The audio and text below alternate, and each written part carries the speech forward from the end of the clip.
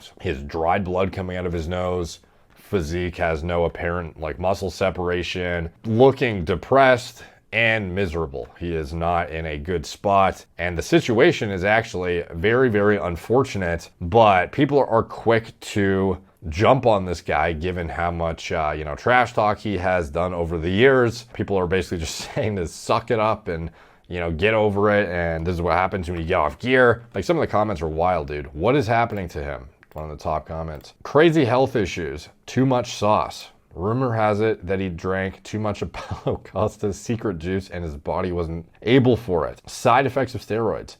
However, what the truth actually is, he has had major gut issues for years. He mentioned it, here this guy says, he says what it is on Joe Rogan Experience, crazy stomach condition, super rare, causes a lot of pain. Majority of his training sessions, he's in pain. Majority of his competitive matches, he's in pain. Whoa, what happened to him? He's just like me for real. On versus off, health crisis equals no gear. So there are some people defending him in the comment section though and saying what the, real gravity of the situation is from a health status perspective. And in addition to that, it's shocking how many people actually don't understand the difference between lighting, pump, vascular, even to date. It just makes me think certain individuals have not gotten lean ever, or really know what goes into the trickery that is camera angles, lighting, etc. And of course, this is not the difference between just camera lighting, angles, pump, etc. But this guy, give him 2 weeks of training, muscle memory will kick in. See what everyone has to say. With some Coca-Cola, more like that juice will kick in. Steroids memory, more likely. Yeah, muscle memory.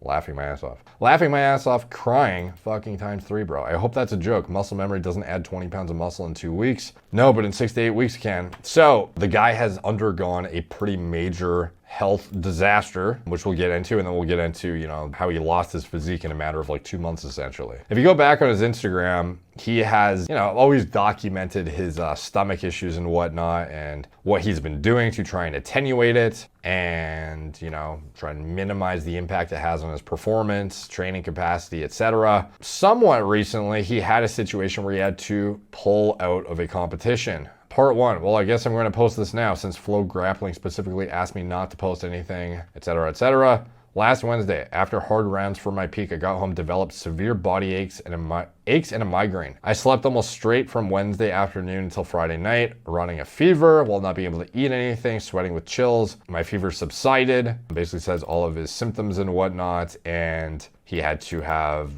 IV fluids, and he lost roughly 15 pounds through this process. And this was 14 weeks ago. Everyone's shitting on him. And not everyone, by the way. This is the haters and the people who otherwise do not appreciate his shit talking are quick to jump on the opportunity when he is down, of course. If his opponent posted the same exact caption, roles were reversed, what would Gordon say? Hey, remember when you were dogging on the Olympian for pulling out of her events? It's almost like you are the pro of it now. Interesting. Somebody said it sounds like fear to me. I'm not a Gordon hater, but I think there was something to be said about Pena fighting after his best friend died and you backing out for a tummy ache. He goes on to elaborate further in another post when he says at length, what his issues are, why he can't compete, etc. But things kind of spiral out of control from there. And he ends up hospitalized, having to undergo significant exposure to antibiotics, which is unfortunate because that's actually, if I recall correctly, what got his stomach into the state it was in initially, where it was kind of